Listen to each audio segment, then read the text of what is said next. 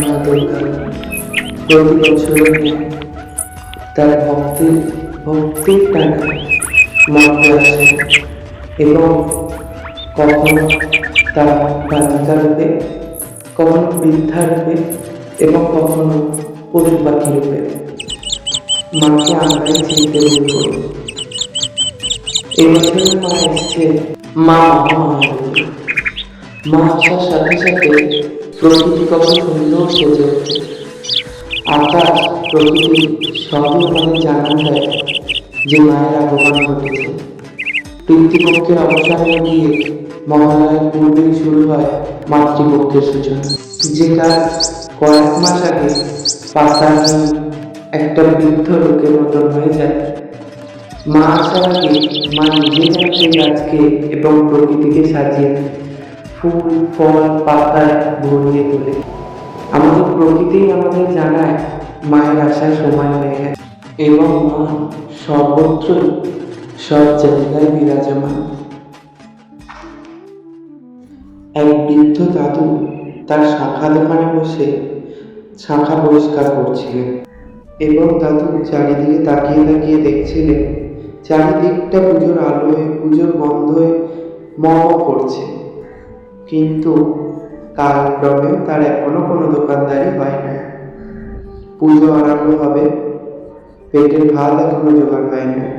ঘরে তার ছোট্ট ছোট্ট নাতি নাতনি পুজোর জামা কাপড়ের প্রত্যাশায় বসে আছে। ঠাকুর, মুখ তুলে চেয়েও ঠাকুর, এবছর যেন কোনো কালক্রমে ভালো বিক্রি বাট্টা হয় ঠাকুর, যাতে পেটের ভাতটুকু জোটে মা।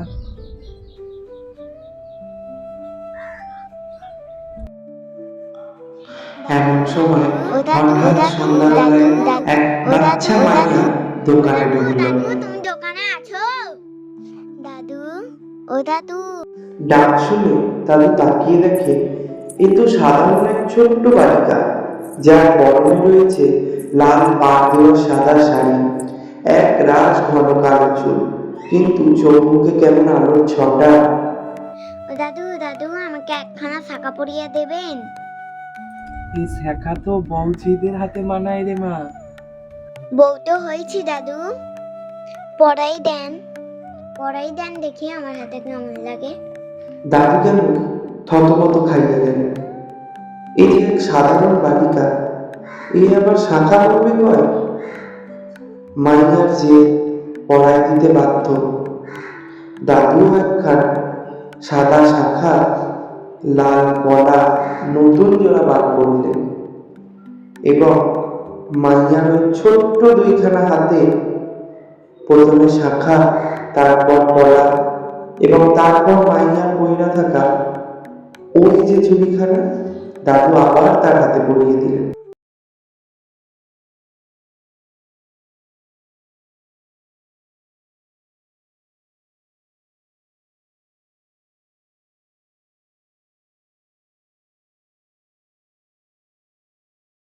শাখা পড়া মাত্রই কেমন ঝলমল করে উঠল মাইয়ার হাত দুটো, যেন চাঁদের আলো। আর এই শাখা যেন মাইয়ার হাতের জন্যই বানানো হয়েছিল।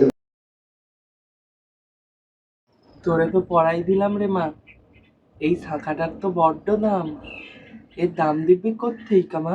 বলতে বলতে মাইয়াটা হুট করে বাহির হইয়া গেল। টাকার চিন্তা করিও না দাদু, জমিদার বাড়ি থেকে লইয়া নিও। আমি জমিদার বাড়ির নতুন বউ গো দাদু, নতুন বউ। কাল করে জমিদার বাড়ি থেকে লইয়া নিও। নামটা তো তোর কইয়া জানে মা। কিন্তু ততক্ষণে মাইয়া আর নাই, কেমন যেন উধাও হয়ে গেল। পরের দিন ভোরবেলা দাদুকে মাইয়া যে রাজবাড়ির কথা বলেছে, সেই রাজবাড়িতে মায়ের পুজোর জন্য জোরদার প্রস্তুতি চলছে। এখানে মালি এখন ছাদে বাগান পরিষ্কার করছে। সেই সময় দাদু এসে হাজির হওয়ায় মালি দাদুকে জিজ্ঞেস করে, তোমাদের নতুন বউ গতকাল আমার দোকান থেকে শাখা লইছে, ওরই টাকা লইতে আইছি বাবা।